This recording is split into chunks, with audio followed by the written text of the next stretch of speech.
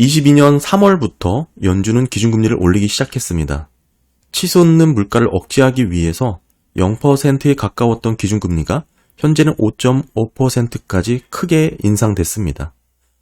지난해 물가가 6월 기준 9.1%를 기록을 했는데요. 40년 만에 최고 수준입니다.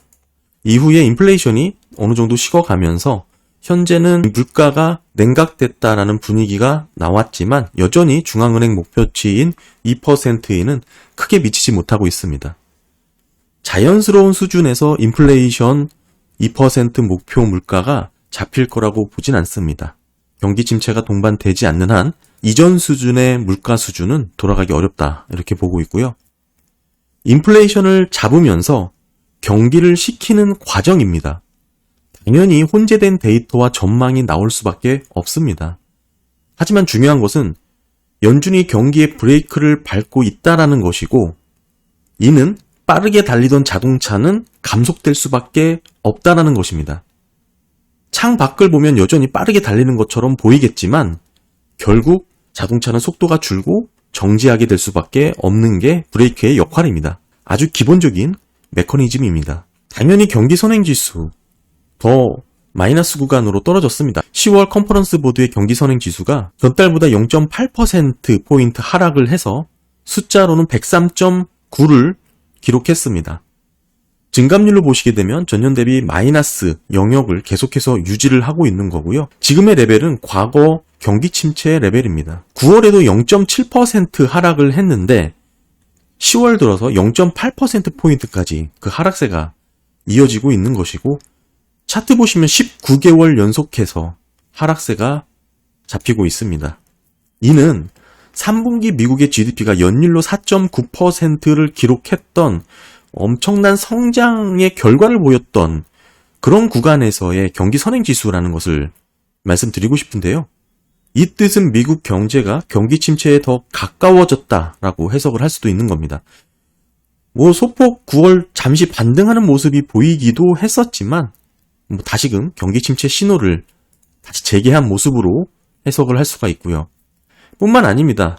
가시화되고 있는 경기 침체, 불황의 신호들이 최근 들어 급격하게 쌓여가고 있습니다. 업데이트가 되는 경제 데이터들이 나오면 나올수록 오히려 불황의 신호를 엿볼 수 있다는 뜻인데요.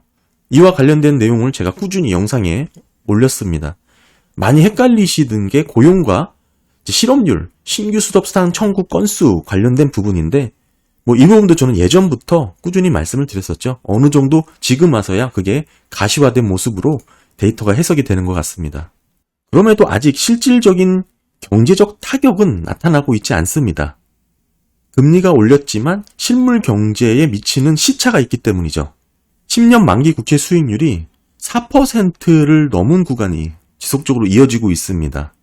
이 의미는 10년물 국채 수익률이 현재 4.4%라면 쉽게 말씀드려서 곧 발표될 미국의 4분기 GDP는 물론 명목 GDP 성장률이 이보다 높아야 된다는 것을 뜻합니다. 지금 합산하면 적어도 7에서 8%는 명목 GDP가 나와야 결국에는 지금의 10년 국채 수익률이 4.4%가 합리적이다라고 해석이 되는 것이죠. 차트 보시면 이게 명목 GDP 성장률과 10년물 수익률의 상관관계를 보여주고 있습니다. 매우 높습니다. 이 뜻은 10년물 수익률이 성장과 물가라는 두 가지로 충분히 해석이 된다라는 것을 의미하고요. 제가 예전부터 너무나 강조드렸죠. 특히 지금 유동성이 메마른 상태에서 여러 가지 수급 이슈를 갖고 채권 시장을 흔드는 모습이 나타났는데 이때 더 제가 강조해서 말씀드렸습니다. 단기적으로 수급 이슈가 언급이 될 수는 있겠지만 중장기적으로 10년물 국채 수익률은 성장과 물가 두 가지로 해석을 해야 된다. 꾸준히 말씀을 드렸고 이런 의미에서 국채 채권 입찰도 수익률의 큰 방향성에 영향을 직접적으로 주는 건 아닙니다. 펀더멘털리 영향을 받아 입찰에 영향을 주는 것이지 입찰이 펀더멘털에 영향을 주는 게 아니라는 것을 말씀을 드리고요. 이 말은 저번에 인플레이션과 임금 상승의 관계를 설명할 때 말씀드렸죠. IMF 보고서를 갖고 말씀을 드렸었는데 임금 상승이라는 것은 인플레의 결과지 원인이 아니라는 것을 강조드렸죠. 국채 입찰도 마찬가지입니다. 그대로 적용을 해야 됩니다. 채권 입찰 결과에 따라서 시장 수익률이 결정된다라고 해석하기보다는 다시 말해서 원인이 아니고 결과다. 이런 말씀을 좀 드리고 싶은 거고요. 어제 20년물 입찰 결과를 살펴보겠습니다. 낙찰금리 4.780%로 결정이 됐는데 이게 지금 거래금리와의 차이가 1bp 더 낮게 결정이 된 것입니다. 보통 직전 달까지만 하더라도 테일로 잡혔었죠. 지금 거래금리보다 더 높게 낙찰금리가 결정이 되면서 부정적으로 수요가 약하다라고 해석이 될 여지가 있었는데 지금은 어느 정도 1bp 정도 더 낮게 낙찰금리가 결정됐습니다. 근데 입찰 결과에 있어서 테일보다는 트레이드로 결정되는 경우가 더 많았어요. 그러니까 전체적으로는 미국 국채의 입찰 수요가 강한 그런 모습을 꾸준히 보여왔었죠. 응찰률 보시게 되면 2.58이 나왔습니다. 10월 달에는 2.59였으니까 조금 낮아진 것이죠. 국채 입찰 수요를 판단하는 데 있어서 응찰률 자체는 그렇게 큰 의미가 없습니다. 프라이머리 딜러들이 어느 정도 응찰률에 대한 그런 비율을 높이거나 낮출 수 있기 때문이죠. 중요한 것은 낙찰 비중입니다. 결국 간접과 직접 낙찰 비율이 늘어나면서 실제 프라이머리 딜러들이 받아가야 될 비중 자체가 줄었습니다. 사실 프라이머리 딜러들이 국채 물량을 받아준다라고 잘못 이해를 하시는 분들이 더러 있는데 원래 프라이머리 딜러들의 역할이 그렇습니다. 20년물 입찰 결과 보시면 10월달 프라이머리 딜러 가져간 게 12% 정도 되죠. 11월에는 9.5까지 또 크게 줄었습니다. 이런 완충 효과를 프라이머리 딜러들이 하는 것이고 궁극적으로는 이렇게 받아간 프라이머리 딜러들이 시장성 국채를 거래를 하게 되죠. 시장에 내놓게 되는데 절대 레벨 자체, 거래 비율 자체가 과거 대비 현격하게 줄어 있습니다. 원래 프라이머리 딜러의 역할을 갖고 프라이머리 딜러가 국채를 받아갔다, 소화했다, 입찰 수요가 없다 이렇게 해석하는 것은 좀 거리가 있다. 이 말씀을 드리고요. 그래서 이런 안정적인 입찰 수요를 이끌어내기 위해서 입찰 전 거래 시장을 먼저 운영을 하고 있습니다. When issued 거래 시장을 운영을 하고 있습니다. 여기서 입찰 전에 채권 발행을 결정하고 나서 실제 입찰되기 전까지 거래를 할 수 있는 그런 시장입니다. When issued 이 거래 시장에서 이미 충분히 이 가격에 대해서 소화할 수 있는 여력을 다 타진을 하는 거예요. 그러니까 급격한 수요의 변동성이 생기는 것을 어느 정도 안정적으로 이끌기 위한 그런 시장입니다. 따라서 프라이머리 딜러들이 많은 비중을 가져갔다. 지금은 또 비중도 줄었다. 20여분은 사실 제일 인기 없는 국채입니다. 생긴 지 얼마 되지도 않고. 이런 의미에서 안정적인 국채 입찰에 대한 수요를 수요가 없어서 프라이머리들을 다 떠안았다. 이렇게 해석하는 것은 좀 과도하다. 원래의 역할이 프라이머리 딜러의 역할이 원래 그렇습니다. 그리고 직접적으로 국제시장 규모에서 딜러의 거래 비중이 현격하게 줄어들고 있다는 점 기억을 해야 될 것 같고요. 아무튼 지금 보시는 이 차트에서 또 하나 의미 있게 발견할 수 있는 포인트가 한 두 가지가 있습니다. 보시면 이 음영이 경기 침체죠. 경기 침체가 일어나기 전에 일반적으로 이 GDP 성장률, 이 전년 대비입니다. 10년 국채 수익률 아래로 떨어질 때 나타났다라는 것을 발견할 수가 있습니다. 즉, 과거 경기 침체가 GDP 성장률이 10년 국채 수익률 아래로 떨어질 때 경기 침체가 일어났다. 그런 뜻입니다. 현재 기준으로 보게 되면 명목 성장률이 한 6.2% 정도 되거든요. 여기에 10년물이 4.4니까 대략 이게 만나는 시점이 4분기, 빠르면 4분기가 될 것 같고 늦어도 24년 1, 2분기 정도는 이게 서로 하회를 하면서 과거처럼 10년 국채 수익률 아래로 떨어지는 그런 모습을 추정해 볼 수가 있겠죠. 그 정도 시점이 경기 침체를 진입하는 그런 그래프로 해석을 할 수가 있고요. 게다가 29일이죠. 다음 주 수요일 지난 3분기 GDP 속보치가 발표가 된 게 이제 추정치가 새롭게 나옵니다. 속보치 4.9%로 나왔지만 3%대까지도 보는 얘기들이 지금 확인이 되고 있고요. 추정치는 사실 그렇다고 하더라도 경제가 실질적인 타격을 받은 건 아닙니다. 여전히 높은 성장률을 연율화해서 보여주고 있기 때문이죠. 다만 소포치처럼 그렇게 강력한 미국의 성장을 의미하는 게 아닐 수도 있다. 이 부분을 좀 말씀을 드리는 거고 29일 추정치 어떻게 바뀔지 한번 좀 살펴봐야 될 것 같고요. 사실 이 4.9%로 찍힌 것도 제가 그때 말씀드렸다시피 여전히 재고 투자 이 부분이 크게 늘면서 그런 결과로 이어졌다라고 말씀드렸죠. 경기가 탄탄하다고만 봐야 될 게 아니라 그렇게 안일하게 생각하다가는 나중에 큰 역풍을 받을 수도 있다. 저는 그렇게 보고 있습니다. 따라서 지금의 물가 수준과 비교를 해보면 적어도 미국의 명목 성장률은 7% 이상이 되어야 10년물 국채 수익률 4.4%가 합당하다라는 계산이 나오는 것이죠. 그런데 지금 보시면 애틀랜타 연은의 GDP 나오 보시면 2%를 기록을 하고 있고요. 뉴욕 연은은 2.45%를 전망을 하고 있습니다. 물론 이 부분은 실질 GDP로 계산이 된 거기 때문에 어느 정도 감안을 해서 보셔야겠죠.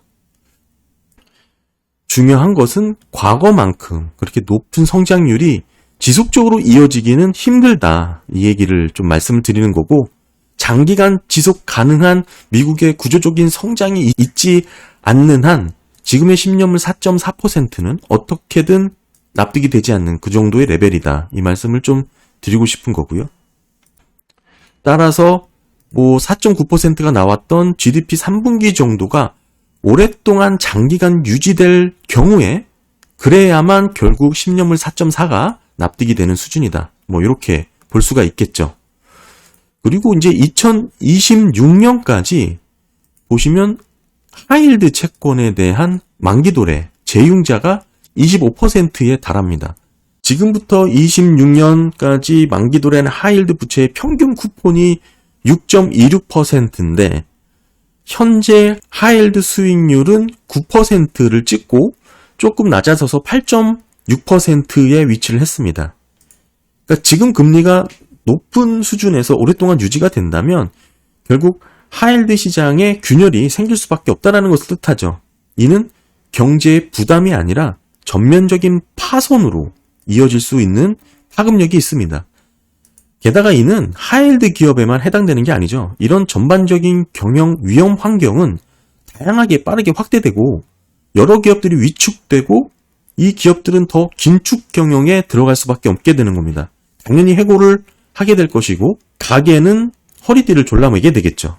그리고 최근에 상업용 부동산의 붕괴에 대한 우려가 상당히 커지고 있습니다. 상업용 부동산의 부실 여파가 뉴욕시에서 나타났는데 지금 개발비로만 9천만 달러를 들어갔던 상업용 부동산이 결국에는 고금리를 견디지 못해 압류가 되었고 경매 낙찰이 됐는데 고작 1,650만 달러에 넘어갔습니다. 9천만 달러를 들어서 개발을 하던 프로젝트가 1,650만 달러에 팔렸다는 것이죠. 극적으로 상업용 부동산 시장이 위축되어 있고 붕괴되었다는 것을 보여주는 그런 경매 현황이라고 볼 수가 있고요. 그럼에도 불구하고 주식시장은 인플레이션이 꺾였다라는 데이터 하나를 갖고 상승 랠리를 보이고 있습니다. 경험적으로 저는 시장 참여자들은 비합리적으로 움직이는 모습을 너무나 많이 봐왔습니다. IMF부터 시작을 해서 굵직한 경기 침체를 너무 많이 경험했기 때문에 그렇죠. 시장 참여자로서 그런 모습을 많이 봐왔기 때문에 결국 시장은 합리적으로 움직이는 그런 모습으로 저는 보고 있지 않습니다. 그러다 보니까 자연스럽게 가치 투자를 지향하게 됐고 이런 스타일로 투자를 하는 게 워런 버핏이 있죠. 하지만 반대편에서 다르게 생각하시는 분들도 있어요. 언제나 시장은 옳다라고 생각하시는 분들도 있습니다. 절대 다수가 합리적인 판단으로 그 가격을 결정했다면 그럴 만한 이유가 있다라고 생각하시는 건데 더불어서 개인이 시장을 이기지 못한다라는 그런 전제도 함께 포함을 합니다. 아무리 분석을 제대로 한다고 해도 시장은 이길 수 없다라고 주장을 하시죠. 이런 분들은 트레이딩이 맞습니다. 이 주식 투자에 있어서 결국 큰 투자라는 개념에 있어서 이 차이가 매우 큽니다. 기본적으로 시장을 어떻게 바라보느냐 이 시각 차이가 매우 중요한데 여기서부터 간극이 벌어지고요. 이 벌어진 간극은 점차 좁혀지기가 어렵습니다. 그렇다면 실제 시장은 어떨까요? 저는 여전히 비합리적이다라는 생각을 갖고 있긴 하지만 이건 제 생각이고 정답을 말씀드리자면 합리적이기도 하고 비합리적이기도 하다. 이게 정답이겠죠. 따라서 금융시장에서의 결정된 가격은 적당한 수준이 있기도 하고 때로는 종종 싸게 거래되기도 하고 어쩌면 심각한 수준까지 지나치게 거품이 형성돼 있기도 합니다. 시장이 합리적이기도 하고 비합리적이기도 하다라는 생각이 있다면 만약 합리적이지 않은 시기가 저는 바로 지금이 아닐까 이렇게 생각을 해보고요. 이 공포와 투매가 지배하던 시장이 있습니다. 그런 구간에서는 펀더멘털이 상당히 무의미한데요. 지난 몇 달간 채권 시장이 그랬습니다. 미국채 금리가 과도하게 오버슈팅된 영역이었습니다. 하지만 이때가 가치 투자가들에겐 진입할 시점이었죠. 투자 기회였습니다. 22년 하반기 주식 투자가 그랬고 23년 8월부터는 채권 시장이 그랬습니다. 10월 달에는 극에 달했었고요. 많은 투자가들은 올해 금리가 하락할 것이라고 예상을 하고 있고요. 그런 일이 일어나지 않았습니다. 그러면서 금리가 오르자 손실이 발생했죠. 결론적으로 손실을 청산하는 포지션이 과도하게 형성됐던 구간이었습니다. 가치 투자냐 트레이딩이냐를 명확하게 구분하지 못하고 진입을 했기 때문이라고 생각을 합니다. 가치 투자가는 생각했던 것 이상의 손실 영역이 났다면 물타기를 해야 되는 것이고요. 트레이딩으로 접근을 해서 손실이 났다면 손절을 해야 됩니다. 가치 투자로 접근해서 진입을 했는데 손실 영역에 들어서자 손절을 했다라는 것은 애초에 판단이 잘못됐다라는 것을 뜻하죠. 그리고 현금 비중의 중요성. 이 부분은 제가 따로 영상을 올린 게 있으니까 그 부분을 좀 참고하시면 좋을 것 같고요. 결국에는 이 두 가지가 이번 투자 흐름에 있어서 매우 중요하게 역할을 한 것으로 저는 보고 있습니다. 채권 투자자들은 현재 금리 레벨이 정점을 찍었다라는 확신, 이와 관련된 여러 가지 데이터들을 명확하게 확인하고 싶어 한 그런 분위기가 퍼져 있는 겁니다. 만약에 이런 분위기가 퍼졌다면 어떻게 될까요? 구매자들이 한꺼번에 시장으로 쏟아 들어오겠죠? 급격한 금리 하락으로 이어질 것입니다. 이런 조건, 이런 데이터들은 4분기부터 나오게 될 것이고 벌써 GDP 성장이라든지 물가에 대한, 고용에 대한 데이터들이 충족을 하고 있습니다. 미국 경제의 둔화는 수순입니다. 노동시장은 계속해서 냉각되고 있고 학자금 대출 상환은 재개가 되면서 본격적으로 재정정책이 지원이 약화되는 모습들이 나타나게 될 것입니다. 여기에 월마트 CEO는 디플레이션 위험에 대해서 언급을 했습니다. 몇 달간 디플레이션 기간을 거치게 될 것이고 이는 가격 상승률을 크게 둔화시켜 오히려 마이너스로 역전될 것이다 라고 언급을 했습니다. 따라서 내년 금리 전망에 대한 글로벌 IB들의 생각의 차이가 상당히 많이 벌어져 있습니다.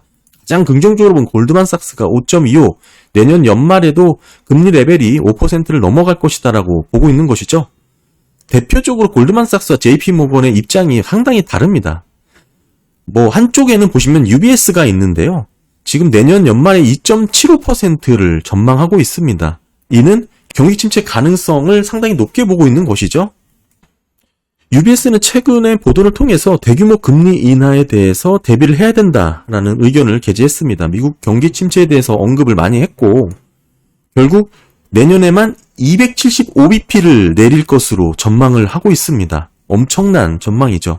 더 나아가서는 이게 지금 시장이 예상하는 게 지금 패드워치 시장에서 예상하는 것은 내년에 75bp 인하거든요. 거의 4배 가까운 인하폭을 전망을 하고 있는 겁니다. 24년 중반의 경기 침체로 인해서 결국엔 중앙은행이 완화를 할 수밖에 없을 것이고 중요한 특징으로는 완화 기조가 내년 3월부터 일어날 것이다라고 보고 있습니다. 게다가 2025년에는 1.25%까지 떨어질 것이다. 이렇게 전망을 하는 기관이고요. 세계 주요 IB 전망도 지금 이렇게 내년 금리 레벨에 대해서 상당히 많은 부분을 보이고 있습니다. 저는 여전히 초저금리 시대로 다시 돌아간다는 생각을 꾸준히 갖고 있고 내년, 내후년 정도 저는 1%대 금리 충분히 가능하다고 보고 있고요. 특히 24년 미국 경제에 대해서 C레벨 CEO들의 생각은 전혀 다릅니다. 대체적으로 84%가 24년 경기 침체를 예측을 했는데요. 이코노미스트들은 48%죠.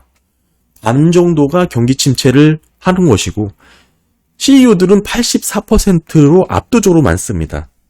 저는 C레벨들의 생각과 판단을 매우 중요하게 들여다보는데 이들은 실제 경제 활동의 주체입니다. 어찌 보면 실제 기업을 경영하고 앞선에서 판단하고 전체적인 시장 상황을 선제적으로 대응할 수 있는 위치에 있는 자들이 C레벨인데 결국에는 이들이 보고 있는 경기 침체가 84%나 부정적으로 보고 있다는 것은 의미 있는 내용이라고 보고 있습니다. 현재 미국의 가계부채는 17조 달러를 넘어섰습니다. 전년 대비 19%가 증가한 사상 최고치를 기록했습니다. 높은 이자율로 인해서 이러한 차입 비용이 급증하면서 가계 재정은 영향을 받을 수밖에 없습니다. 당연히 기업 부도율로 이어질 것이고 23년 8월 기준 개인 대출 1년 평균 금리가 12.17%로 집계가 됐는데요. 보시게 되면 이 위치가 경기 침체 전 위치라는 것을 확인할 수가 있고요. 07년 11월 이후 최고치를 기록한 모습입니다. 이 정도의 금리 부담이라면 소비가 위축되고 경기가 침체 영역으로 떨어질 수밖에 없는 그런 모습을 보여주고 있습니다. 감사합니다.